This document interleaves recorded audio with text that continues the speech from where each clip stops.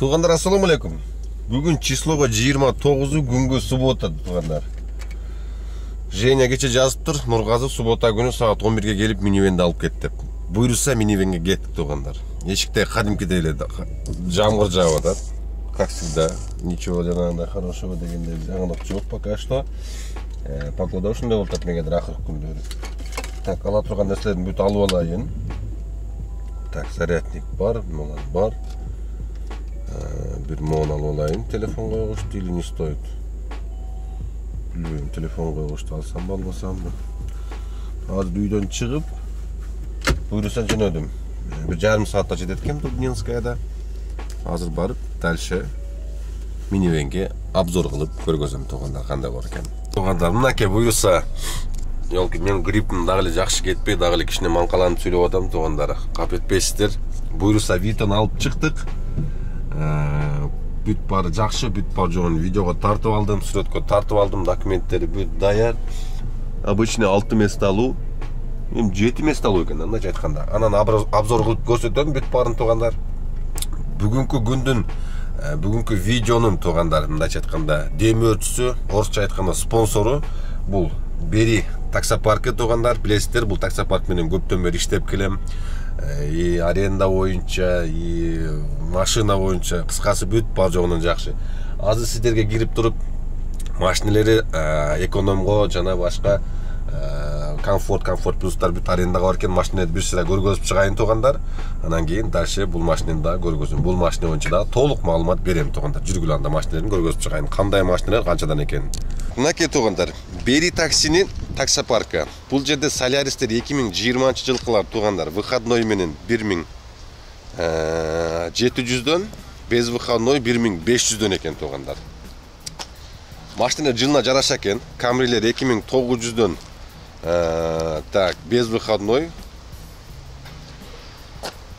Так, и выходной менен, тугандар, 3300дөн экен. Машинеди көрүп атасыңар. Эконом, комфорт плюс, кыскасы бүт бары бар. Пололор бар экен. Механика 1400дөн, так, без выходной менен 1600дөн. Да, толук маалыматты, тугандар, могул жерде прайсы жазылып турат. Видеонун астына коюп коем. Видеонун астына описанияга кирсеңиздер, кайсы машина канчадан экени бүт бардыгы үтүр точкасына чейин жазылган. Номерлери дагы болот сөзсүз түрдө ошол жерде, тугандар. Первоначальный депозитти 3000 рубль сразу бересиңер, калганы накопительный 15000ге чейин чогулат экен, тугандар. Адресин, телефон номерин жазып көргөзүп коем. Ошол номерге чалып, тугандар, могул жердеги каалаган машинеңиздерди комфорт плюс, эконом любойун тандап минип кете бересиңер, тугандар. Черри дейсиңерби, поло дейсиңерби, кыскасы бүт бары бар. Жүргүлө анда. Кеттик. Жамгырда пешенеме такыр токтобой койду. Биякта Витода суу болуп атат. Дальше барып Витону обзор кылып бүгүн силерге көргөзөйүн, тугандар. Вито сыртынан мондай көрүнөт. Нургазы шорун кургурун, зонтикти алып албасын деп атасыңарбы? Зонтикта берки месте калып калыптыр. Бүгүн үйгө эптеп алып барып алайлы. Бүгүн мойкалайбыз бир сыйра. Бүт бар жогун жуудуруп, тазалатып, анан кийин бүгүн после обед ишке чыгабыз. Бүгүн суббота. А так вид более-менее, бирок пробеги болдур экен, 200 000 жүрүп кетти. Ушундай, тугандар. 3-та кеттик анда. Так, кире берсеңер мондай көрүнөт. Мынакей, тугандар, буйруса Вито келди. Азыр сиздерге Витону бир сыра тегерекчетин көргөзөйүн, комплектацияларын айтып берейин, полный обзор кылып. 2021-жылкы дизель Вито, тугандар.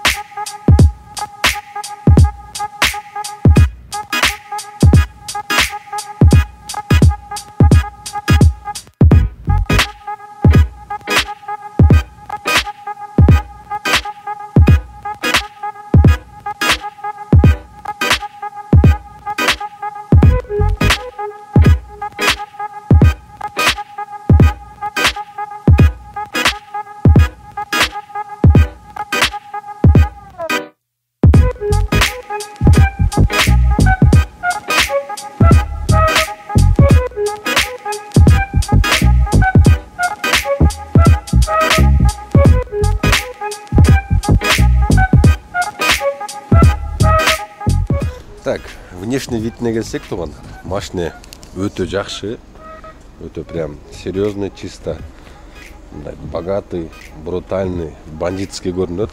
Машина өтө жакшы, бүт аркасынан бери тонировкаланган. Высокий профилдүү болгон үчүн туугандар, машина өтө мягкий болот экен, өтө жумшак. Мынчалык жумшак болот деп ойлоп эле, действительно, фаралары как обычный эле Мерстикиндей, Майбахтыкындай, передний частында управление полосы, управление дистанция, круиз контроль, кыскасы машинеде бүт бардыгы бар экен туугандар. Тегерек четин бесключевой доступ водительский жагында бар экен. Задний видтери дагы полностью жанагындай датчиктери менен боковой жагын жанагы көрсөтүп турат, машина барбы жокпу. Аркасы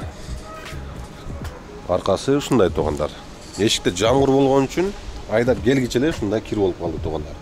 Эки бөлүктөн турат экен. Арканкы багажниктин немеси, эшиги мынакей өзүңүздөр көргөндөй айнеги отдельно, стеклосу. И могул жагынан общий болуп дагы бир ачылат экен. Бул жагы ручной эле жабылат экен, а бул жагы болсо кнопка менен экен туугандар, мынакей. Бул жагы момундай болуп кнопка менен ачылат экен. Нелерине бир нерселер тыгып, кичине колхоз кылып коюптур, билбейм. А так асты, аркасын көрдүңүздөр. Багажник кеңири, 3-4 чамадан кеңири батат туугандар. Жабылганда как обычно эле кнопканы басса, өзү жауып кирип кетет экен.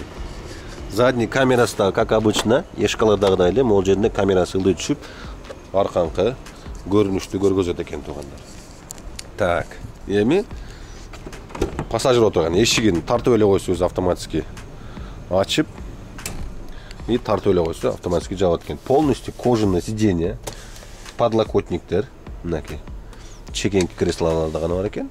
Подлокотниктери, а так өтө жагымдуу кожаный жумшак кожа экен туугандар. Мен подкожабы десем жок, кожа экен туугандар. Өтө жакшы. Кичине жакшы карабай эле миништир, ковриктери ичинде кичине кирара экен, плюсос болгон эмес. А так пространство өтө жакшы, өтө жакшы. 6 адам отурат экен бири-бирин карап. Эки чекесинде подстаканниктер бар экен. Стеклолору мындай болуп боковойго ачылат экен. Кичине проветриться эткени. Музыкасы өтө жакшы, мерседесовский музыкалар. Обычный эле зарядниктерди коюп коет экенсиң мондай кылып.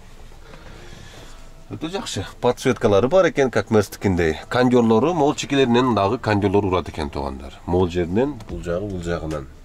Климатты басып койсо автоматически полностью ичин муздатып, ушул жерлеринен астагандай болсо аркасы дагы ошондой температурада болот экен.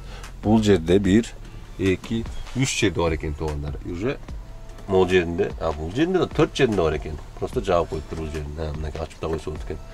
4 жеринде бар экен арканкы жагына. Өтө жакшы. Өтө ыңгайлуу. Лишний эч нерсе жок. Бутонга чалынып жанагында неме боло турганчы. Бунда өзү обязательно ачыш керек экен. Немени ачыш керек экен эшикти. Бирок биякта отуруп эле водитель кнопка менен эле эшиктерин ачып жаап коет экен туугандар. Могул жерде 2 кнопкасы бар экен. Кнопканы басып койсо эле водитель түшпөй эле кырык өзү жабылат. Астыңкы сиденьялары дагы бүт жакшы, кожа, надуфтары бар. Могул управлениялары могул жанагы астыга үстүгө көтөргөндөрү бар экен. Передний сиденьяларында подогрев сиденьялары бар экен. Могул жерлери дагы бүт как эшкадагыдай эле өтө приятный материалдар менен болгон экен. Могул жерин типа под карбон кылып коюптур, бирок карбон эмес. Же карбонбу? Жөн пластик деле ушундай кылып койгон окшойт. Бирок өтө богатый көрүнөт экен. Планшеттери бүт бардыгы сенсорный. Жанагы жаңы рестайлинг кузовдагы эшкалардагыдай могул жерлери бүт планшет. Так, азыр ишин дагы көргөзөм. Ключу бирок старт-стоп жок экен. Эски жанагы зайчиктердикиндей болгон момундай ключ экен. Так эле өзү.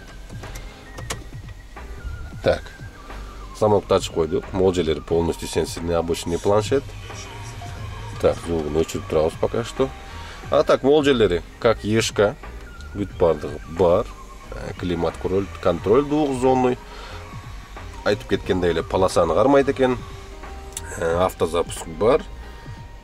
Эшиктери эки бетиден кнопка менен ачылат экен.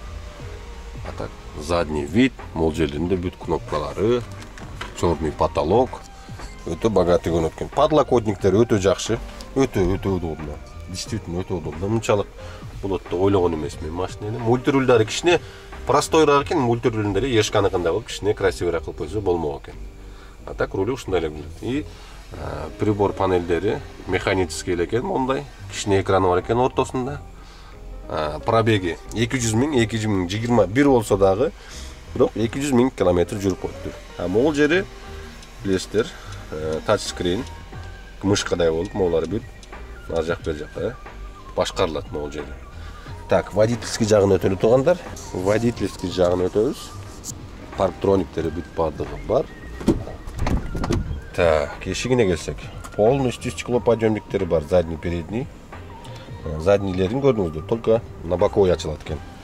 Подогрев сиденьясы бар. Круиз контроль, управление полосы, жанагы дистанционный контроль. Кыскасы бүт бардыгы бар экен. Менин ешканда да кандайлары жок дажычы. Водитель даже лепесткилери бар экен. Рульда лепесткилери бар. Голосовое управление бар. Кичине попрощерак кылып коет рульдардын чемберектерине караганда. А так машина бүт бар жок жери кожа сиденьялары. Могул жерлерин кичине бийигирээк кылып койсо болмок экен, подстаканниктерин эми билбейм эми.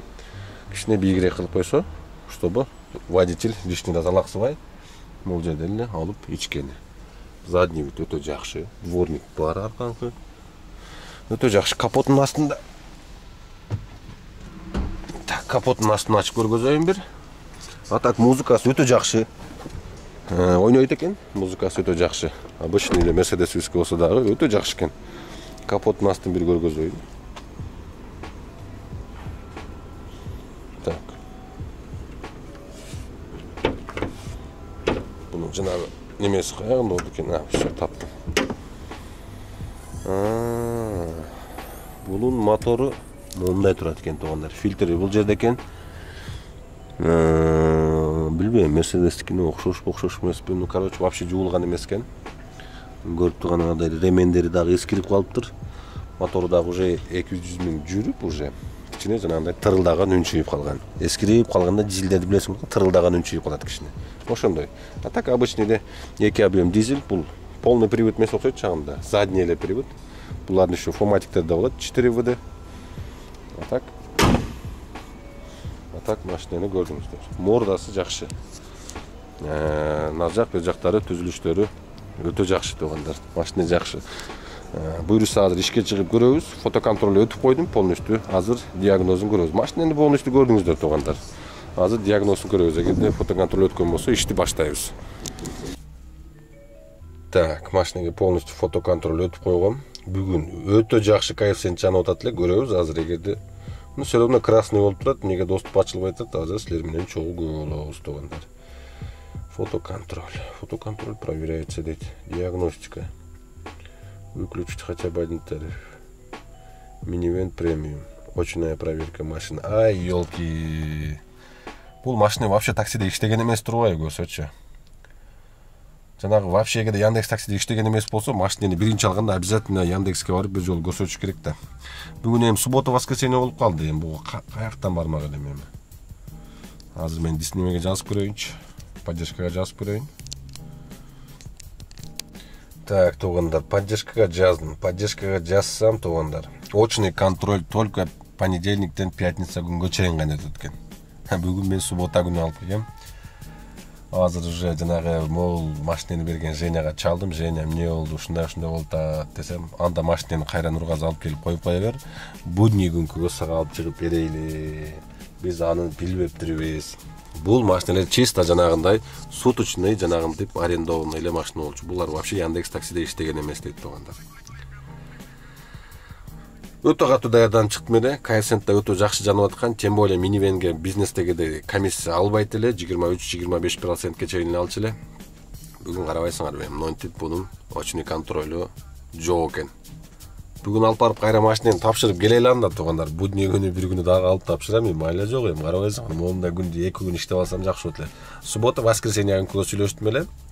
Полностью арендасын биз төлөп беребиз Нургазы. Биздин паркты 1-2 жолу реклама кылып берип койсоң болду, келип машинени алып минип кете берди эле туугандар.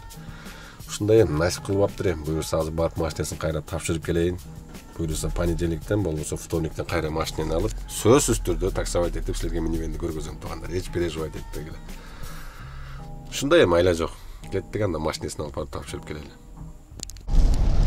Чиркин машинени алып келгеним менен алып барып бергеним тез боло турган болду. Эмне бирок машинеге базар жок. Мындай бийик отурат экенсиң. Обзор жакшы, бүт бар жоо көрүнөт. Жакшы, кетиши деле жакшы. Бүт бар жоо иштейт, жумшак жыргап. Отургучу деле өтө удобный. Түп-түз отуруп келет экенсиң. Кайф. Алып барып берип келели бу кайфтен. Не кылабыз эми, иштебесем. Келип алып барып берип, такси менен кайра үйгө кайтып. Кечинде бизнес турабыз эми, белки машинени улап алып өзүмдүкү менен.